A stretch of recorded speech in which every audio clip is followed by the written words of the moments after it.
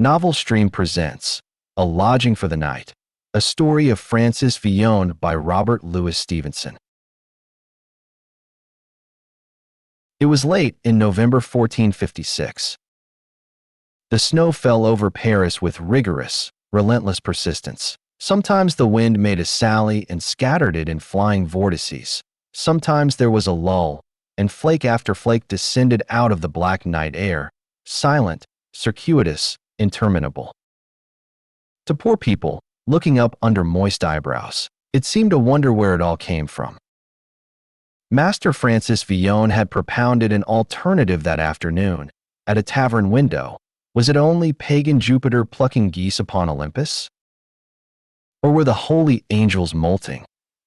He was only a poor master of arts, he went on, and as the question somewhat touched upon divinity, he durst not venture to conclude. A silly old priest from Montargis, who was among the company, treated the young rascal to a bottle of wine in honor of the jest and the grimaces with which it was accompanied, and swore on his own white beard that he had been just such another irreverent dog when he was Villon's age. The air was raw and pointed, but not far below freezing, and the flakes were large, damp, and adhesive. The whole city was sheeted up. An army might have marched from end to end, and not a footfall given the alarm. If there were any belated birds in heaven, they saw the island like a large white patch, and the bridges like slim white spars on the black ground of the river. High up overhead the snow settled among the tracery of the cathedral towers. Many a niche was drifted full, many a statue wore a long white bonnet on its grotesque or sainted head. The gargoyles had been transformed into great false noses, drooping towards the point. The crockets were like upright pillows swollen on one side. In the intervals of the wind, there was a dull sound of dripping about the precincts of the church. The cemetery of St. John had taken its own share of the snow. All the graves were decently covered. Tall white housetops stood around in grave array. Worthy burghers were long ago in bed, benight-capped like their domiciles. There was no light in all the neighborhood but a little peep from a lamp that hung swinging in the church choir, and tossed the shadows to and fro in time to its oscillations. The clock was hard on 10 when the patrol went by with halberds and a lantern, beating their hands, and they saw nothing suspicious about the cemetery of St. John. Yet there was a small house, backed up against the cemetery wall, which was still awake, and awake to evil purpose, in that snoring district. There was not much to betray it from without, only a stream of warm vapor from the chimney top, a patch where the snow melted on the roof, and a few half-obliterated footprints at the door. But within, behind the shuttered windows, Master Francis Villon the poet, and some of the thievish crew with whom he consorted, were keeping the night alive and passing round the bottle. A great pile of living embers diffused a strong and ruddy glow from the arched chimney. Before this straddled Dom Nicholas, the Picardy monk, with his skirts picked up and his fat legs bared to the comfortable warmth. His dilated shadow cut the room in half, and the firelight only escaped on either side of his broad person, and in a little pool between his outspread feet. His face had the beery, bruised appearance of the continual dringers. It was covered with a network of congested veins, purple in ordinary circumstances, but now pale violet, for even with his back to the fire the cold pinched him on the other side. His cowl had half fallen back, and made a strange excrescence on either side of his bull neck. So he straddled, grumbling, and cut the room in half with the shadow of his portly frame. On the right, Villon and Guy Tabary were huddled together over a scrap of parchment, Villon making a ballade which he was to call the Ballade of Roast Fish, and Tabary spluttering admiration at his shoulder. The poet was a rag of a man, dark, little, and lean, with hollow cheeks and thin black locks. He carried his 24 years with feverish animation. Greed had made folds about his eyes, evil smiles had puckered his mouth. The wolf and pig struggled together in his face. It was an eloquent, sharp, ugly, earthly countenance. His hands were small and prehensile, with fingers knotted like a cord, and they were continually flickering in front of him in violent and expressive pantomime. As for Tabari, a broad, complacent, admiring imbecility breathed from his squashed nose and slobbering lips. He had become a thief, just as he might have become the most decent of burgesses, by the imperious chance that rules the lives of human geese and human donkeys. At the monk's other hand, Montigny and Thevenin Pincied played a game of chance. About the first there clung some flavor of good birth and training, as about a fallen angel, something long, lithe, and courtly in the person, something aquiline and darkling in the face. Thevenin, poor soul, was in great feather. He had done a good stroke of knavery that afternoon in the Faubourg Saint-Jacques, and all night he had been gaining from Montigny.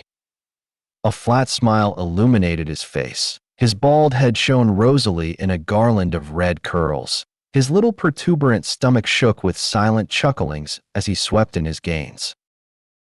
"Doubles or quits," said Thevenin. Montigny nodded grimly.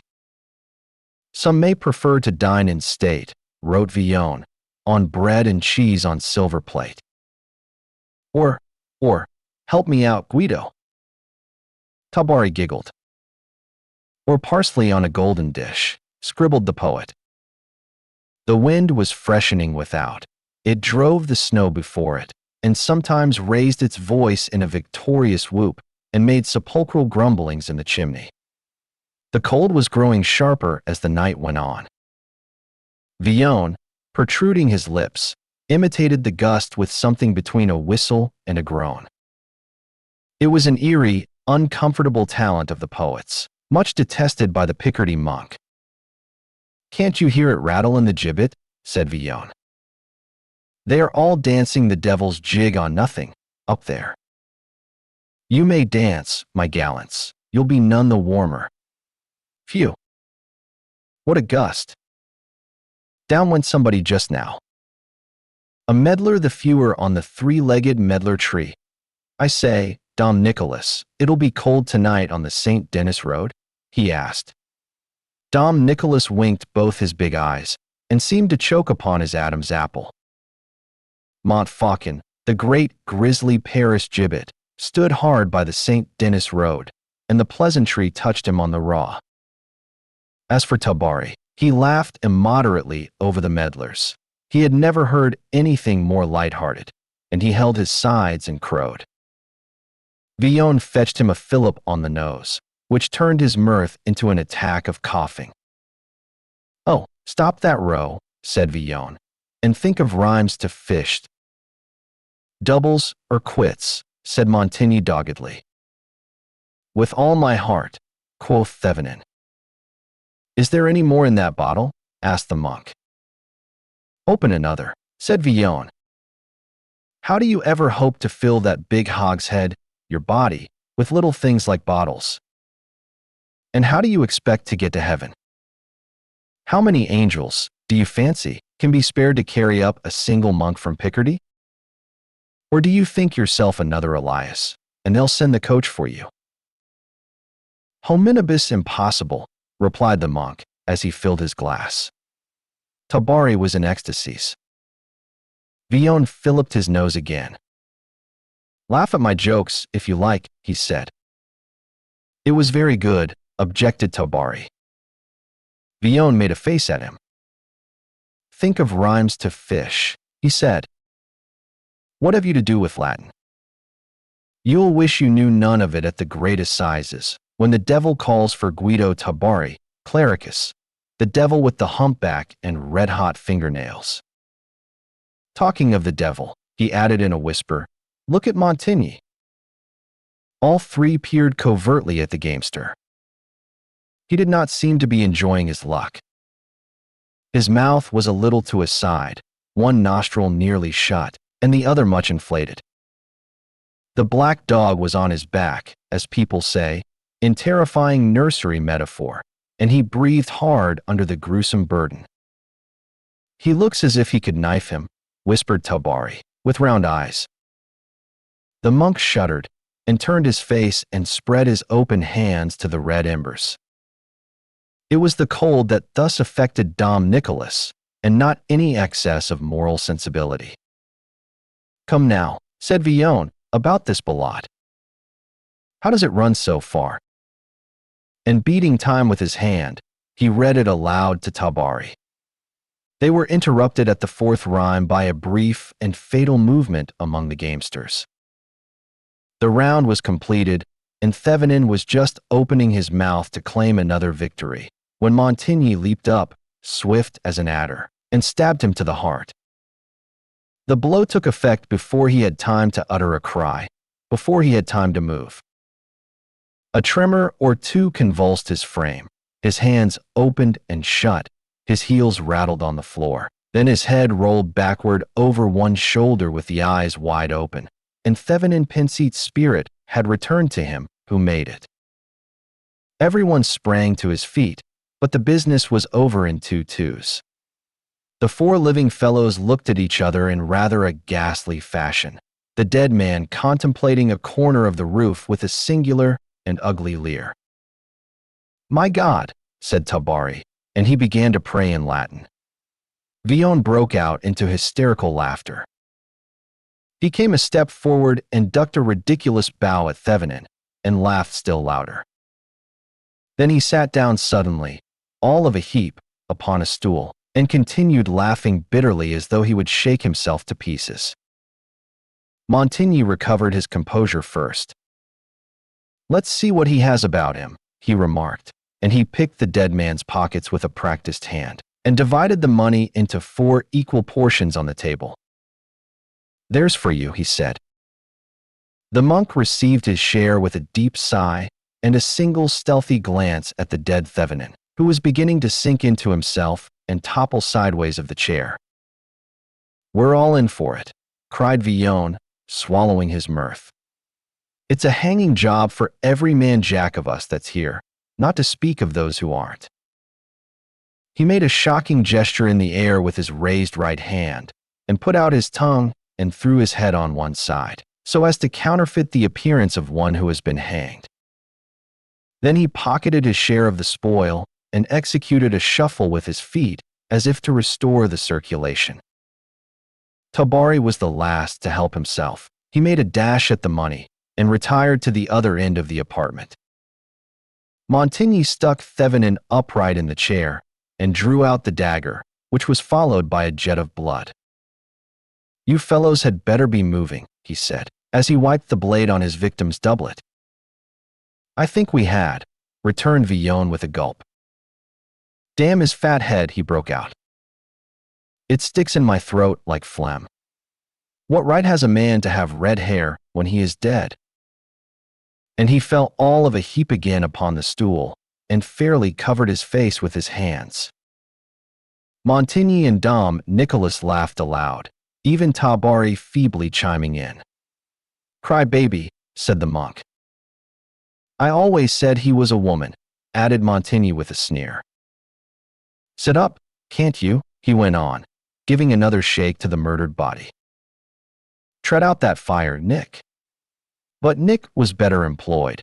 He was quietly taking Villon's purse, as the poet sat, limp and trembling, on the stool where he had been making a ballade not 3 minutes before. Montigny and Tabari dumbly demanded a share of the booty, which the monk silently promised as he passed the little bag into the bosom of his gown. In many ways, an artistic nature unfits a man for practical existence. No sooner had the theft been accomplished than Villon shook himself, jumped to his feet, and began helping to scatter and extinguish the embers. Meanwhile, Montigny opened the door and cautiously peered into the street. The coast was clear. There was no meddlesome patrol in sight. Still, it was judged wiser to slip out severally, and as Villon was himself in a hurry to escape from the neighborhood of the dead Thevenin, and the rest were in a still greater hurry to get rid of him before he should discover the loss of his money, he was the first by general consent to issue forth into the street. The wind had triumphed and swept all the clouds from heaven. Only a few vapors, as thin as moonlight, fleeting rapidly across the stars.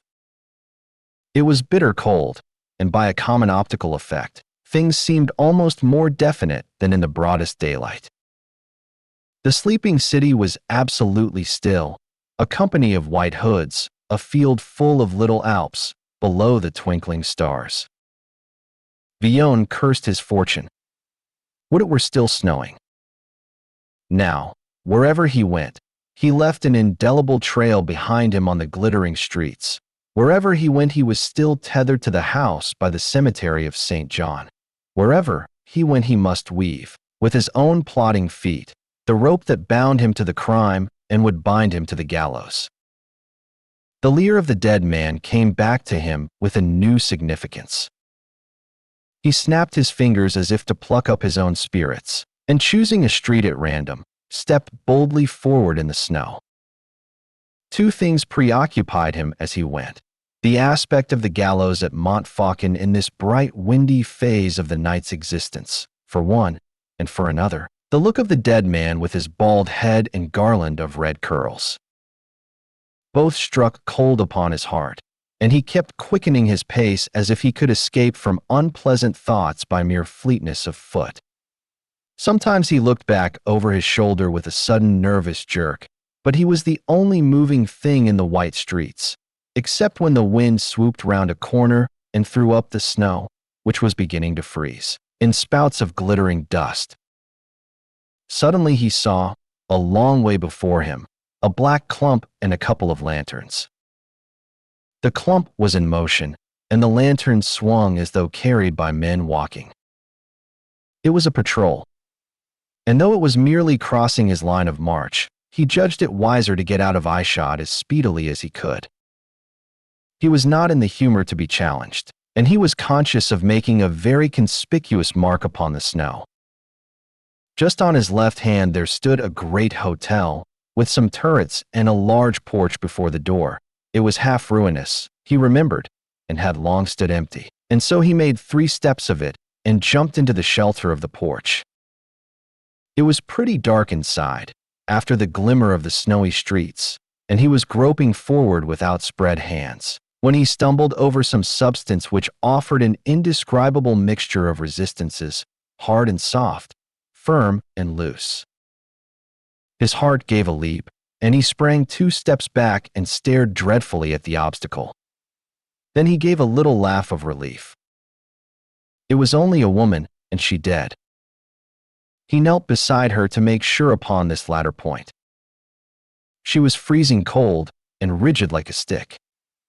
A little ragged finery fluttered in the wind about her hair, and her cheeks had been heavily rouged that same afternoon. Her pockets were quite empty, but in her stocking, underneath the garter, Villon found 2 of the small coins that went by the name of whites. It was little enough, but it was always something, and the poet was moved with a deep sense of pathos that she should have died before she had spent her money. That seemed to him a dark and pitiable mystery, and he looked from the coins in his hand to the dead woman, and back again to the coins, shaking his head over the riddle of man's life. Henry V of England, dying at Vincennes just after he had conquered France, and this poor jade cut off by a cold draught in a great man's doorway, before she had time to spend her couple of whites. It seemed a cruel way to carry on the world. 2 whites would have taken such a little while to squander, and yet it would have been one more good taste in the mouth, one more smack of the lips, before the devil got the soul, and the body was left to birds and vermin. He would like to use all his tallow before the light was blown out and the lantern broken. While these thoughts were passing through his mind, he was feeling, half mechanically, for his purse. Suddenly his heart stopped beating. A feeling of cold scales passed up the back of his legs, and a cold blow seemed to fall upon his scalp. He stood petrified for a moment. Then he felt again with one feverish movement, and then his loss burst upon him, and he was covered at once with perspiration. To spendthrifts, money is so living and actual. It is such a thin veil between them and their pleasures. There is only one limit to their fortune, that of time, and a spendthrift with only a few crowns is the emperor of Rome until they are spent. For such a person to lose his money is to suffer the most shocking reverse and fall from heaven to hell, from all to nothing, in a breath.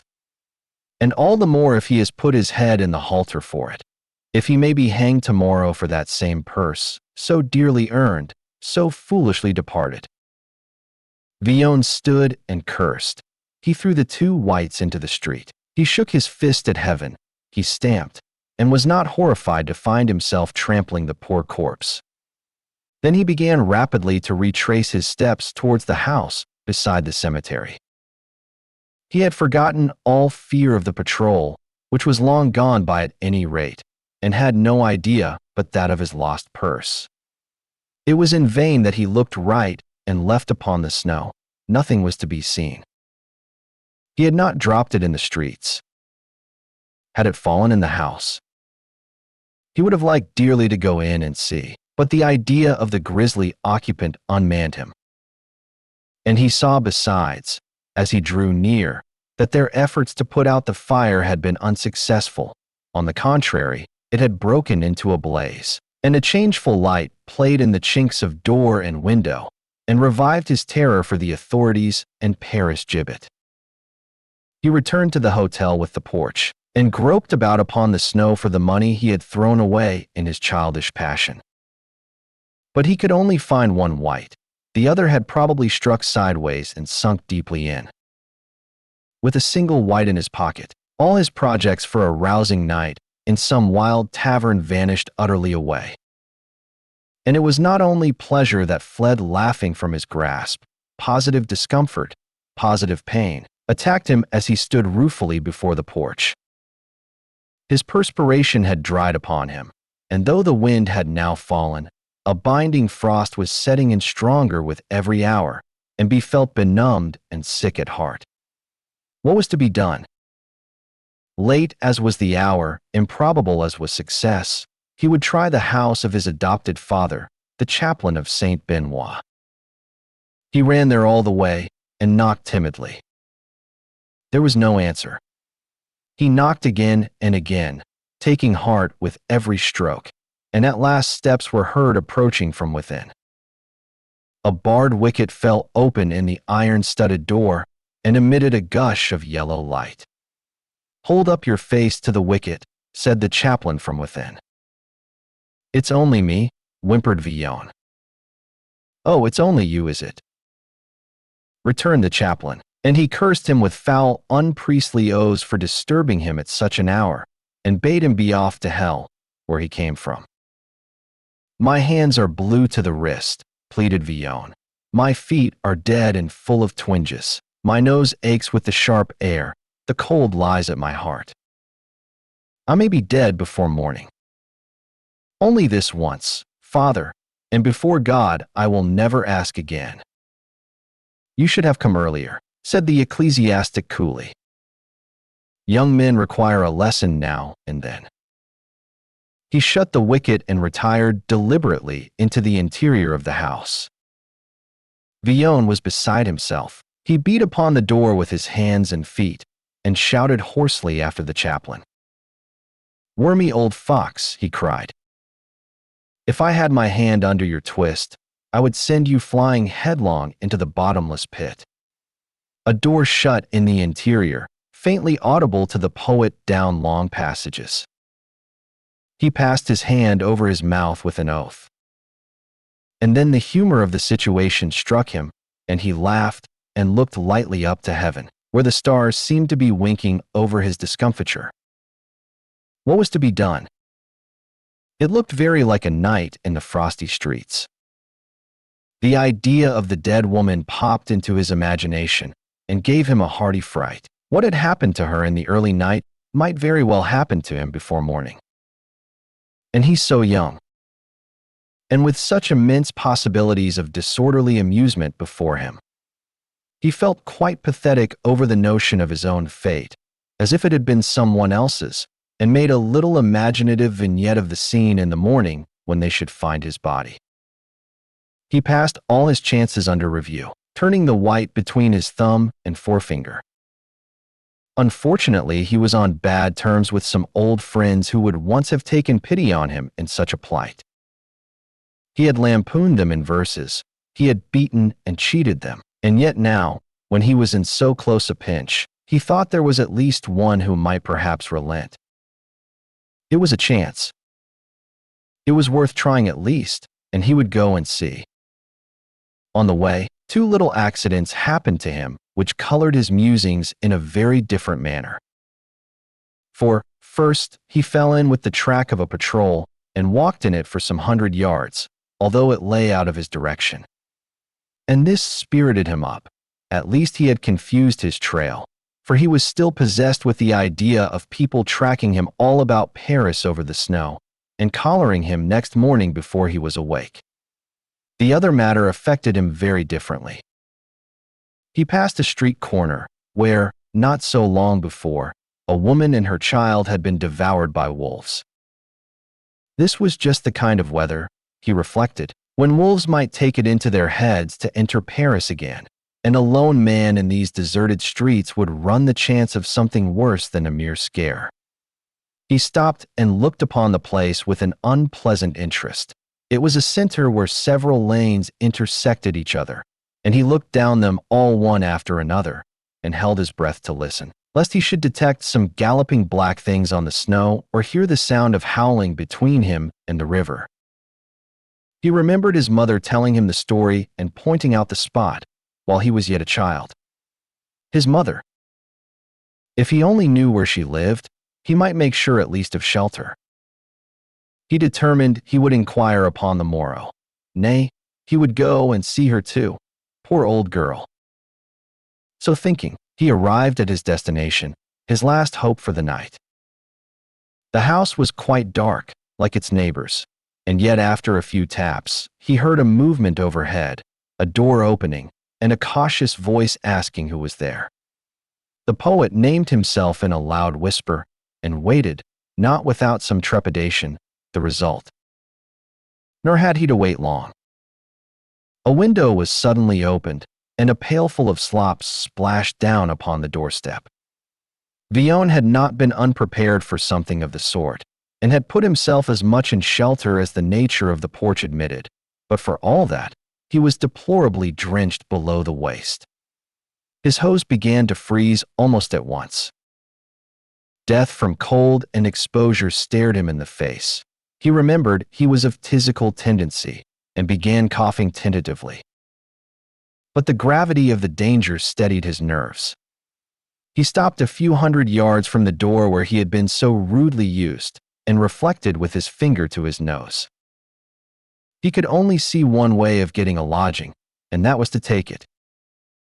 He had noticed a house not far away, which looked as if it might be easily broken into, and thither he betook himself promptly, entertaining himself on the way with the idea of a room still hot, with a table still loaded with the remains of supper, where he might pass the rest of the black hours, and whence he should issue, on the morrow, with an armful of valuable plate.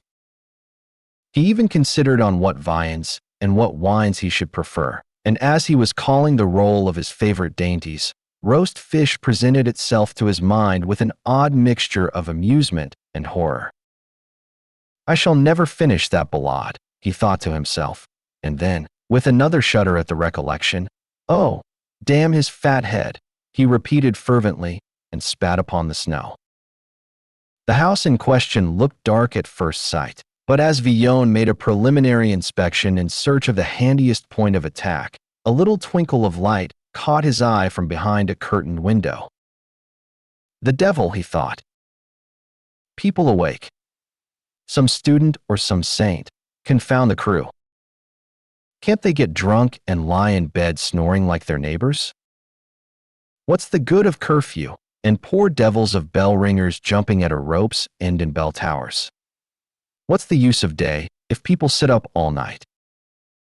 The gripes to them. He grinned as he saw where his logic was leading him. Every man to his business, after all, added he, and if they're awake, by the Lord, I may come by a supper honestly for this once, and cheat the devil. He went boldly to the door and knocked with an assured hand. On both previous occasions, he had knocked timidly and with some dread of attracting notice. But now, when he had just discarded the thought of a burglarious entry, knocking at a door seemed a mighty simple and innocent proceeding. The sound of his blows echoed through the house with thin, phantasmal reverberations, as though it were quite empty. But these had scarcely died away before a measured tread drew near, a couple of bolts were withdrawn, and one wing was opened broadly, as though no guile or fear of guile were known to those within. A tall figure of a man, muscular and spare, but a little bent, confronted Villon. The head was massive in bulk, but finely sculptured, the nose blunt at the bottom, but refining upward to where it joined a pair of strong and honest eyebrows, the mouth and eyes surrounded with delicate markings, and the whole face based upon a thick white beard, boldly and squarely trimmed. Seen as it was by the light of a flickering hand lamp, it looked perhaps nobler than it had a right to do, but it was a fine face, honorable rather than intelligent, strong, simple, and righteous. "You knock late, sir," said the old man in resonant, courteous tones. Villon cringed and brought up many servile words of apology. At a crisis of this sort, the beggar was uppermost in him, and the man of genius hid his head with confusion. "You are cold," repeated the old man, "and hungry? Well, step in." And he ordered him into the house with a noble enough gesture. Some great seigneur, thought Villon, as his host, setting down the lamp on the flagged pavement of the entry, shot the bolts once more into their places.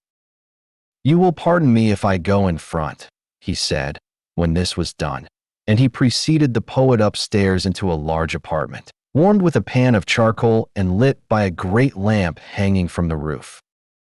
It was very bare of furniture, only some gold plate on a sideboard, some folios, and a stand of armor between the windows. Some smart tapestry hung upon the walls, representing the crucifixion of our Lord in one piece, and in another a scene of shepherds and shepherdesses by a running stream. Over the chimney was a shield of arms. "Will you seat yourself," said the old man, "and forgive me if I leave you? I am alone in my house tonight, and if you are to eat, I must forage for you myself."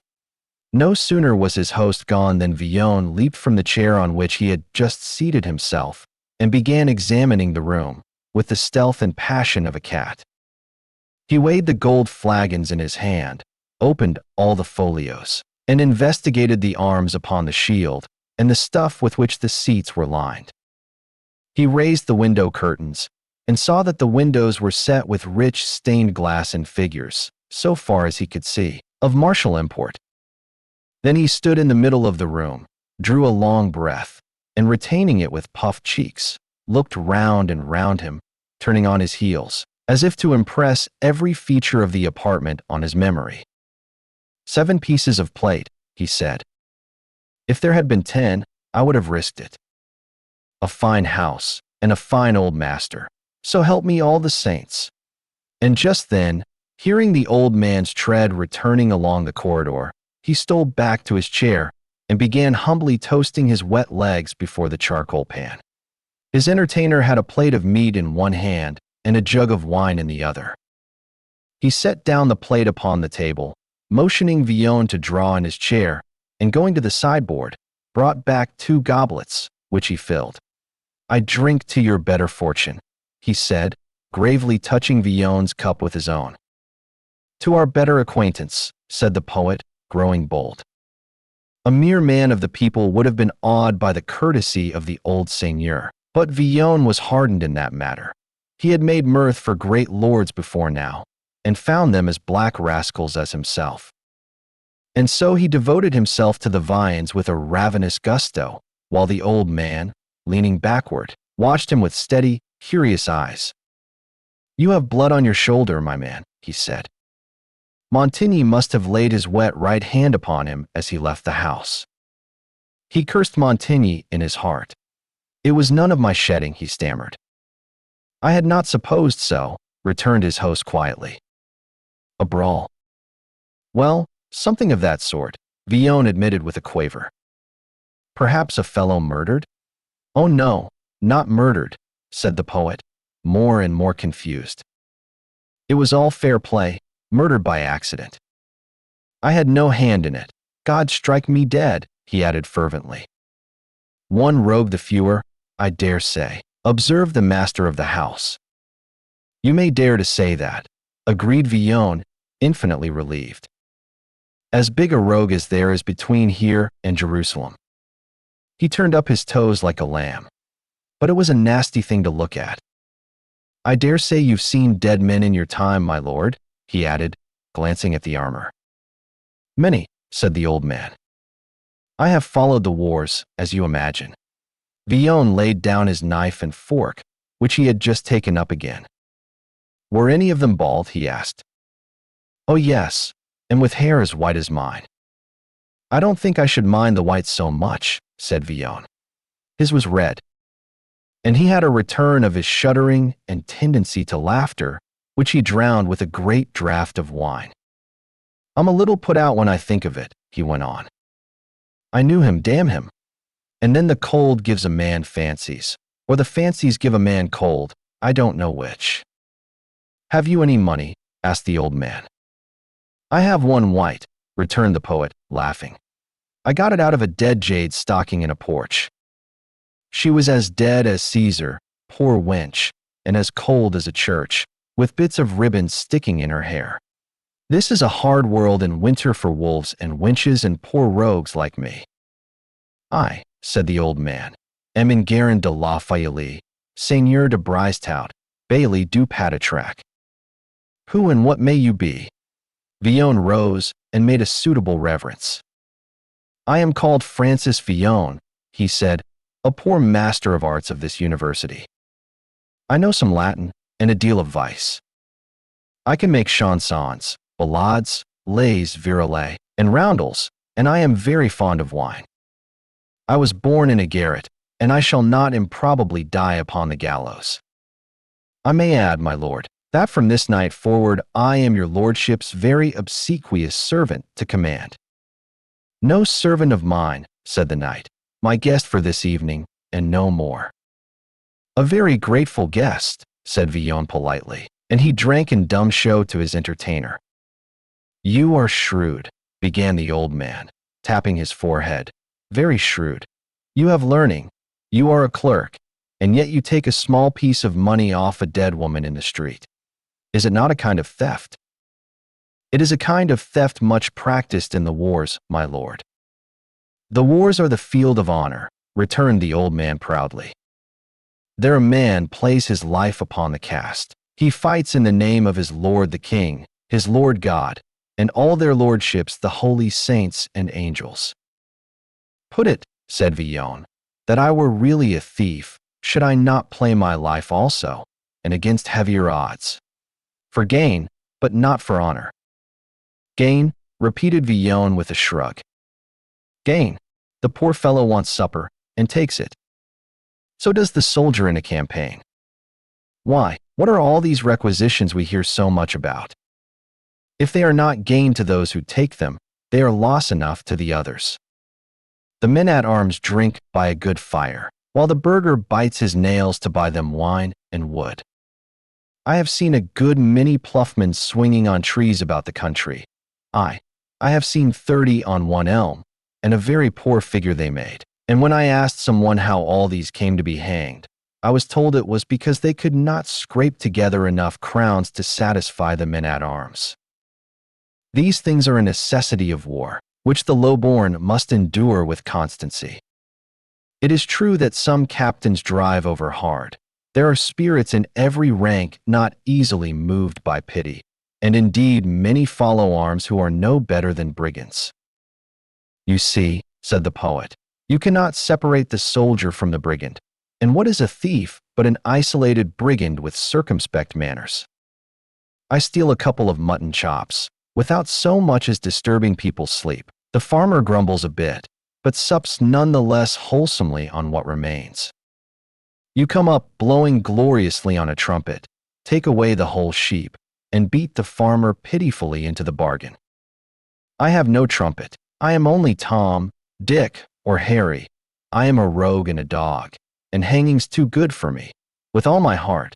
But just you ask the farmer which of us he prefers. Just find out which of us he lies awake to curse on cold nights." "Look at us two," said his lordship. "I am old, strong, and honored. If I were turned from my house tomorrow, hundreds would be proud to shelter me. Poor people would go out and pass the night in the streets with their children, if I merely hinted that I wished to be alone. And I find you up, wandering homeless, and picking farthings off dead women by the wayside. I fear no man and nothing. I have seen you tremble and lose countenance at a word. I wait God's summons contentedly in my own house, or, if it please the king to call me out again, upon the field of battle. You look for the gallows, a rough, swift death, without hope or honor. Is there no difference between these two?" "As far as to the moon," Villon acquiesced. "But if I had been born Lord of Brisetout, and you had been the poor scholar Francis, would the difference have been any the less? Should not I have been warming my knees at this charcoal pan, and would not you have been groping for farthings in the snow? Should not I have been the soldier, and you the thief?" "A thief?" cried the old man. "I a thief. If you understood your words, you would repent them." Villon turned out his hands with a gesture of inimitable impudence. "If your lordship had done me the honor to follow my argument," he said. "I do you too much honor in submitting to your presence," said the knight. "Learn to curb your tongue when you speak with old and honorable men, or some one hastier than I may reprove you in a sharper fashion." And he rose and paced the lower end of the apartment, struggling with anger and antipathy. Villon surreptitiously refilled his cup and settled himself more comfortably in the chair, crossing his knees and leaning his head upon one hand and the elbow against the back of the chair. He was now replete and warm, and he was in no wise frightened for his host, having gauged him as justly as was possible between two such different characters. The night was far spent, and in a very comfortable fashion after all, and he felt morally certain of a safe departure on the morrow. "Tell me one thing," said the old man, pausing in his walk. "Are you really a thief?" "I claim the sacred rights of hospitality," returned the poet. "My lord, I am." "You are very young," the knight continued.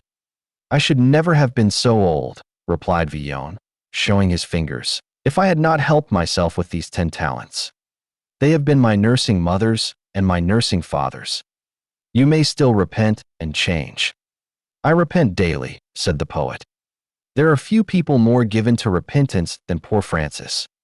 As for change, let somebody change my circumstances. A man must continue to eat, if it were only that he may continue to repent." "The change must begin in the heart," returned the old man solemnly. "My dear lord," answered Villon, "do you really fancy that I steal for pleasure? I hate stealing, like any other piece of work or of danger. My teeth chatter when I see a gallows. But I must eat, I must drink, I must mix in society of some sort. What the devil? Man is not a solitary animal. Tue deus feminam tradit. Make me king's pantler, make me abbot of St. Denis, make me bailey of the Patatrac, and then I shall be changed indeed. But as long as you leave me the poor scholar Francis Villon, without a farthing, why, of course, I remain the same. The grace of God is all-powerful." "I should be a heretic to question it," said Francis. "It has made you Lord of Brisetout and Bailey of the Patatrac. It has given me nothing but the quick wits under my hat and these 10 toes upon my hands. May I help myself to wine?" "I thank you respectfully. By God's grace, you have a very superior vintage." The Lord of Brisetout walked to and fro with his hands behind his back. Perhaps he was not yet quite settled in his mind about the parallel between thieves and soldiers. Perhaps Villon had interested him by some cross-thread of sympathy. Perhaps his wits were simply muddled by so much unfamiliar reasoning, but whatever the cause, he somehow yearned to convert the young man to a better way of thinking and could not make up his mind to drive him forth again into the street. "There is something more than I can understand in this," he said at length. "Your mouth is full of subtleties, and the devil has led you very far astray. But the devil is only a very weak spirit before God's truth, and all his subtleties vanish at a word of true honor, like darkness at morning. Listen to me once more. I learned long ago that a gentleman should live chivalrously and lovingly to God, and the king, and his lady. And though I have seen many strange things done, I have still striven to command my ways upon that rule.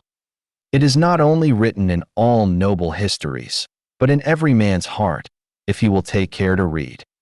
You speak of food and wine, and I know very well that hunger is a difficult trial to endure, but you do not speak of other wants.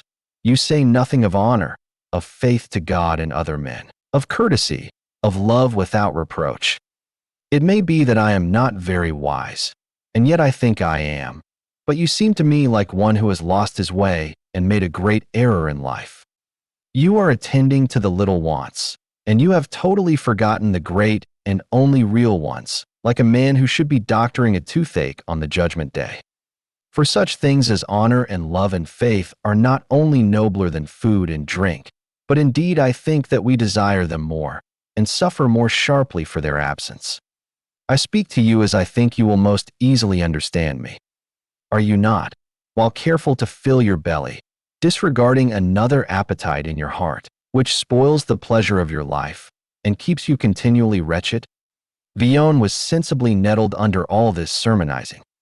You think I have no sense of honor, he cried. I'm poor enough, God knows. It's hard to see rich people with their gloves, and you blowing in your hands. An empty belly is a bitter thing, although you speak so lightly of it. If you had had as many as I, perhaps you would change your tune. Anyway, I'm a thief. Make the most of that, but I'm not a devil from hell. God strike me dead. I would have you to know I've an honor of my own, as good as yours, though I don't prate about it all day long, as if it was a God's miracle to have any. It seems quite natural to me. I keep it in its box till it's wanted. Why now, look you here, how long have I been in this room with you? Did you not tell me you were alone in the house? Look at your gold plate. You're strong, if you like, but you're old and unarmed, and I have my knife. What did I want but a jerk of the elbow, and here would have been you with the cold steel in your bowels, and there would have been me, linking in the streets, with an armful of gold cups. Did you suppose I hadn't wit enough to see that? And I scorn the action. There are your damned goblets, as safe as in a church. There are you, with your heart ticking as good as new, and here am I, ready to go out again as poor as I came in, with my one white that you threw in my teeth. And you think I have no sense of honor. God strike me dead. The old man stretched out his right arm. I will tell you what you are, he said. You are a rogue, my man, an impudent and a black-hearted rogue and vagabond. I have passed an hour with you. Oh, believe me, I feel myself disgraced. And you have eaten and drunk at my table. But now I am sick at your presence.